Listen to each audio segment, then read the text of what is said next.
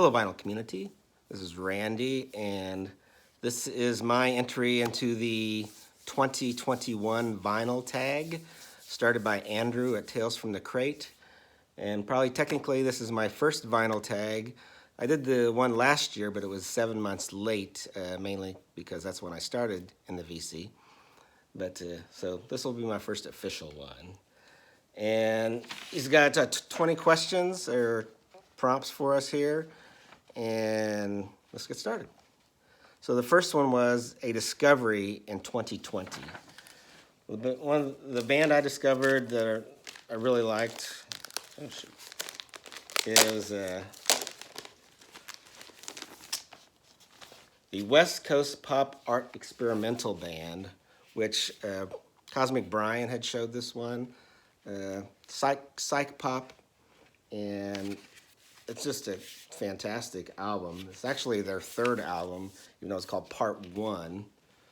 And I just got their second album called Volume 2, which I haven't opened yet. But so I can't tell you much about that one. It's not supposed to be as good. It's supposed to be the best one, the Part 1.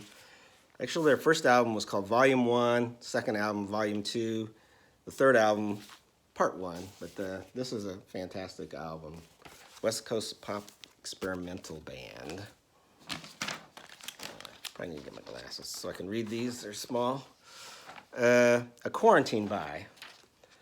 Well, during quarantine, actually I was considered an essential worker, and I usually had to work, but I didn't do much besides go to the grocery store.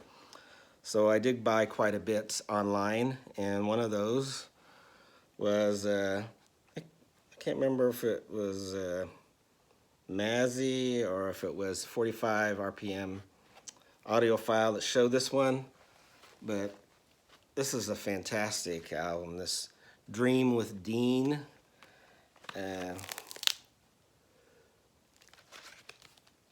Audio file recording, 45 RPM. But if anybody knows Dean Martin, you know that if you've seen his show, it just looks like he's just screwing around and then he sings a song, but it always sounds fantastic whenever he does it. So sometimes I don't think he gets the credit he deserves, but this album sounds amazing. Next one, an LP you want to find in 2021. Well, it's going to be this one here, Arlo Guthrie, Amigo. This has always been one of my top 50 albums, maybe even my top 25 albums. And I said I wasn't going to replace every CD I had with an LP, but since this is one of my favorites, I want to get this one. Got such songs as Darkest Hour, Massachusetts, My Love, Walking Song. Patriot's Dream is an unbelievable, beautiful ballad. But this is the one I want to find. It's not that hard to find. I thought maybe I'd just find it at a record store, but I haven't. I know on Discogs they don't cost that much, and so I might just go on there and get one off Discogs. I kept thinking I would find one in the field, but I haven't so far. A box set. Well, people might not believe this, but from 1979 to 1981, there was a record label called Titan, which specialized in power pop. And they only released like 8 singles. One of the groups was The Secrets, that actually, after they left Titan, recorded a full album. And I think it was released in France and Canada. But I guess there's been renewed interest in this time period in Kansas City pop. So they released this box set of all the recordings that were done at Titan, even though they had only released 8 singles. And it's all power pop and amazingly pretty darn good. It's got a nice booklet in there telling the story. With some nice photos. And each of the artists and the Boy Wonders. There's the secrets. They're actually pretty good and one to seek out. The single that they did for Titan is going like for $150 on Discogs. Is the cheapest one I think I saw, or something like that. There's some more artists. There's another band that was pretty darn good. Is the Boys, not to be confused with the Boys in Great Britain. The Gems and Gary Charleston, which he's another good artist, but kind of interesting. Can believe that they did this whole box set, because I've been kind of looking for some of the Secrets material for a while, but really very good. Okay. Next one, an album, a concept album. This is the soul R&B artist Chuck Jackson. This was actually his first LP called I Don't Want to Cry and Unwind. And every song on here is about crying, so I guess maybe he does want to cry, I don't know. But I thought that was... Ray Charles also did one, Crying Time, where all the songs were about crying. But this is Chuck Jackson. He had a big hit with I Keep Forgetting, and there's a song that he did that Elvis also recorded, but I can't think of it right now. But anyway, Chuck Jackson, bunch of crying songs. All right. A album where an artist or band changed directions. I'm going with a great pop artist, Nick Lowe. He did this album, Nick Lowe in his cowboy outfit, where he kind of went back to kind of roots rock, maybe a little Americana, if you can call someone from Great Britain doing Americana. But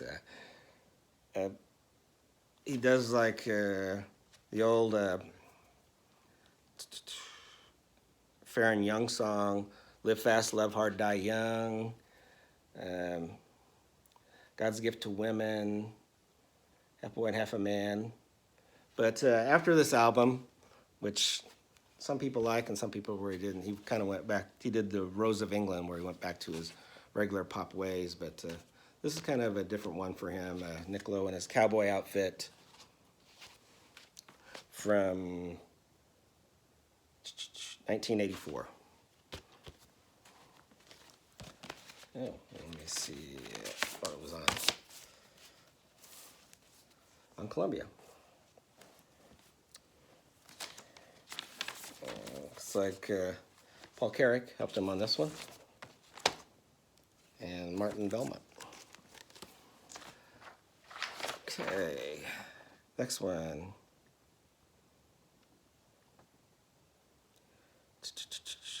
A white label promo. This is a group called the Paris Sisters. They kind of started out admiring like the Andrews Sisters and the McGuire Sisters and doing those types of songs. This came out in 1966, really kind of a lost classic. You can compare it to Leslie Gore or Petula Clark, I think. It has a lot of Spector-esque arrangements. In fact, that's maybe because Jack Nietzsche worked on this, as well as Jimmy Bowen, who later did a lot of country artists. But they actually do a Leslie Gore song. It's My Party, although they slow it down quite a bit. And one sister...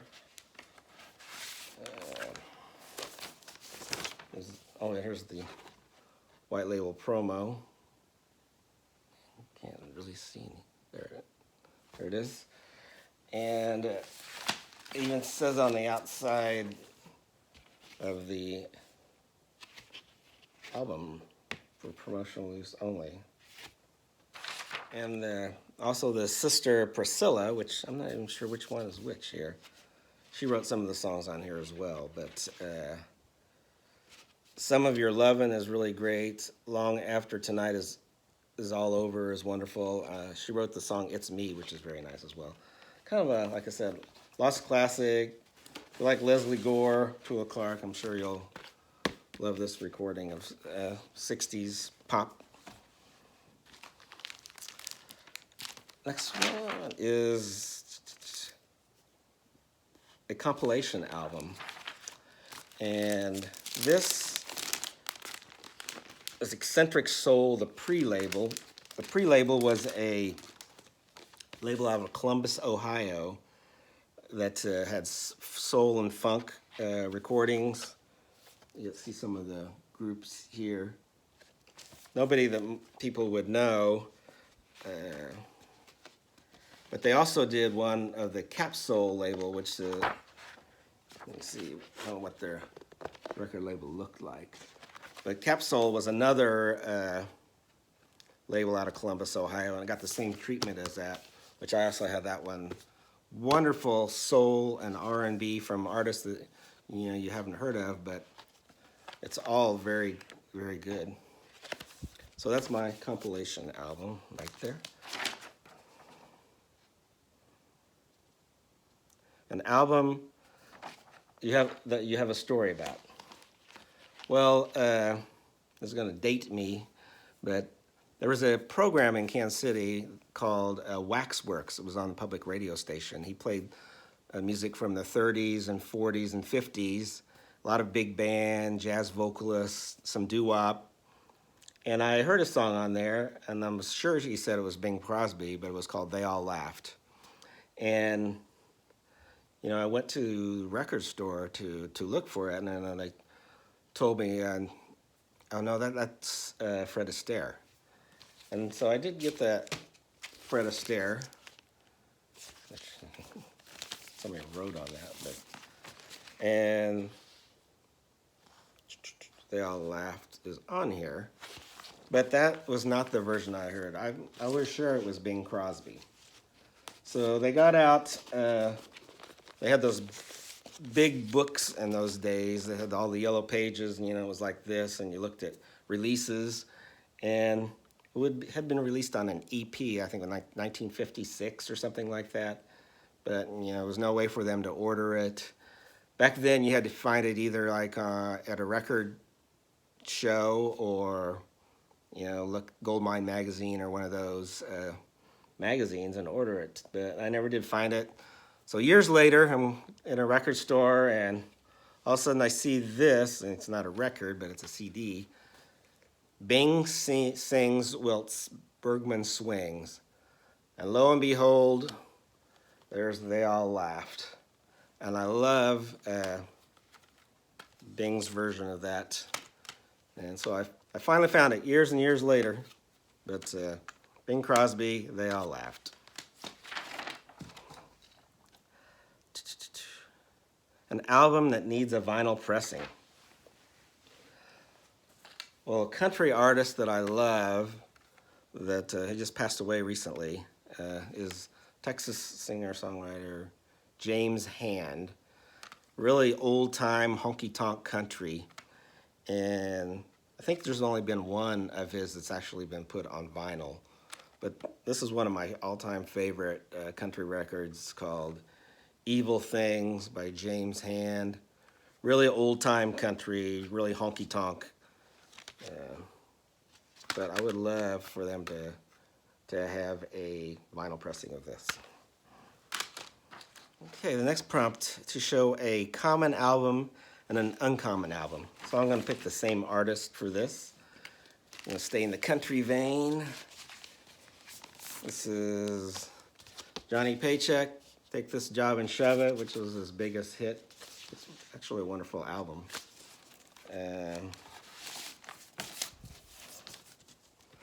An epic. But this came out 1977. But you can find this album around. It's not that hard to find. But some of his best work was actually earlier in his career. He looks young here. and this is Wherever You Are. This is a hard one to find, and it's on the Little Darlin' label. And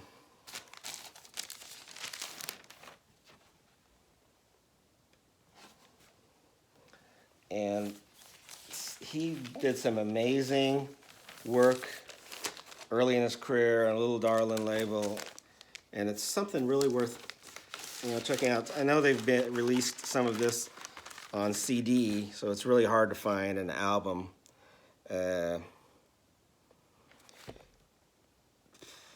If I'm going to sink, I might as well sink to the bottom.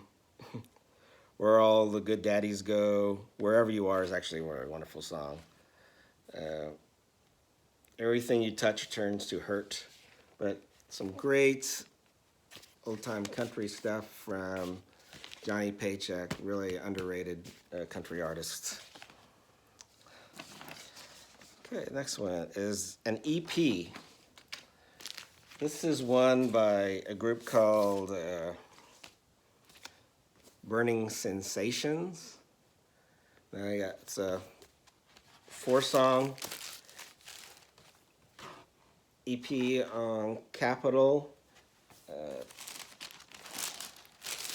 This came out in sometime in the 80s. This is actually too small for me to read.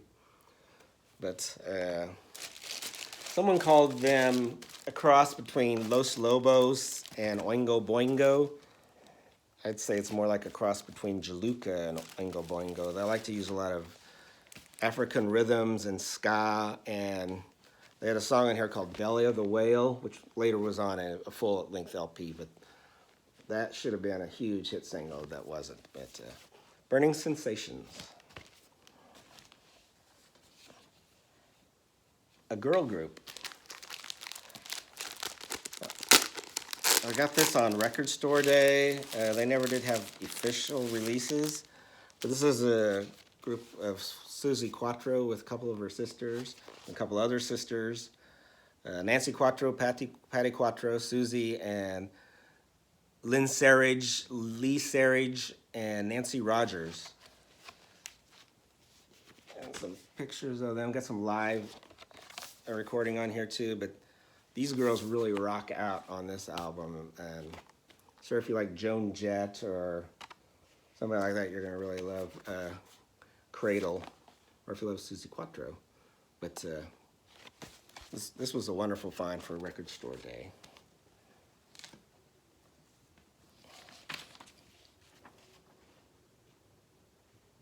An album cover you love. The one I really love is Black Sea by XTC, where they're in the old-time diving equipment, and you can kind of see the ship there. Kind of reminds me of the John Wayne movie, Wake of the Red Witch or whatever, where he was a deep sea diver. One of the few movies where he actually dies in, I think. Sorry if I ruined it for everyone. And the back's kind of cool too. But love those old-time diving suits on the cover. And I don't know if it's my favorite XTC album, but it's really up there. It's one of the best ones. Generals and Majors is like one of the big hits off here. Towers of London. But wonderful XTC album. An album you've listened to the most. The album I've listened to the most, I've showed this before, and that's probably because it's my favorite album, so I know I've probably listened to it more than any other. And that's Van Morrison's Astral Weeks. I guess the second studio album, if you count the Bang Masters as his first one. This one is where he really became the spiritual, mystic troubadour, and his singing on this one is just amazing. Madame George was maybe one of my all-time favorite songs. It does a great job. The bass playing on Astro Weeks is amazing. Cypress Avenue, love that song. Way Young Lovers Do. Oh, every song on here is just, I think, fantastic.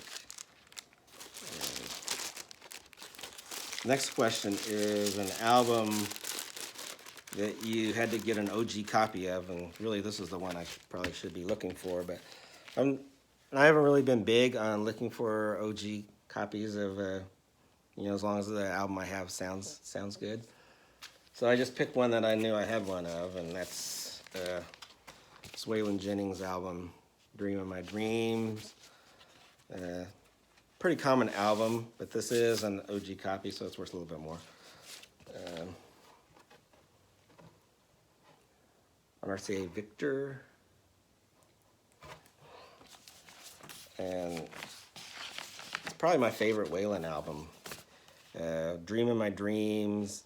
Bob Wills is Still the King is just fantastic. Are You Sure Hank Done It This Way? I Recall a Gypsy Woman. Let's All Help the Cowboys Sing the Blues. A bunch of classic Waylon songs on here. That's my favorite Waylon album and an OG copy of it. The last album you purchased. Last one I purchased is The White Stripes.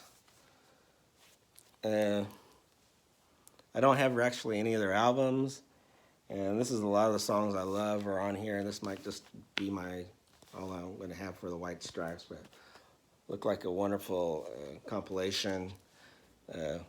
My Sister Thanks You, and I Thank You, The White Stripes, even though she's not his sister, even though I don't know why it came out that she was, but anyway. I do have the Jack White solo album, one of his, and I have the album he produced for Loretta Lynn, but this is all I have from the White Stripes, and for right now, that's going to do me, I think.